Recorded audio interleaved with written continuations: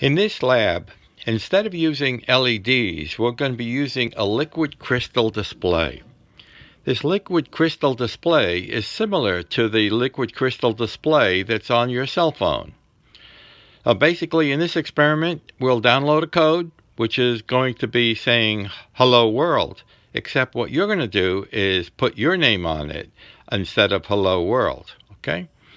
And on the following experiment, we're actually going to use a thermistor to measure temperature, and we're going to show how we could actually make a digital a temperature device. Okay.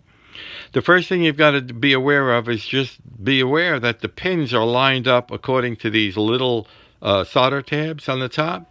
And when you first push the liquid crystal display into the solderless breadboard, it'll be hard because the solderless breadboard has not been used before.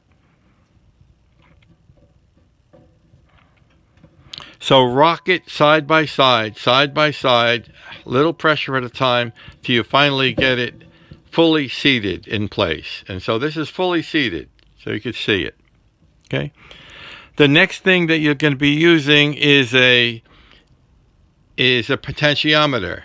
And this is the potentiometer, and it has 3 leads.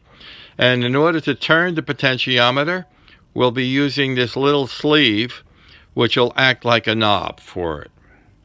Oh, shucks. And when you place it in, it'll look like this. Okay? And so notice that you've got 2 leads on one side and 1 lead on the other side. It is important to notice that the 2 leads have to be on one side of this alley and 1 lead on the other side. So I'll put this in. It's a little bit hard the first time, and you've got to seat it completely down.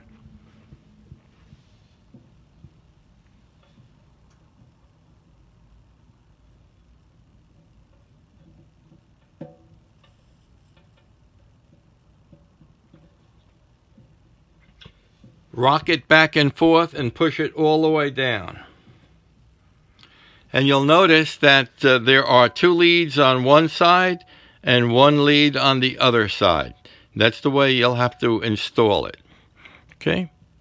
Okay, that's it for this one.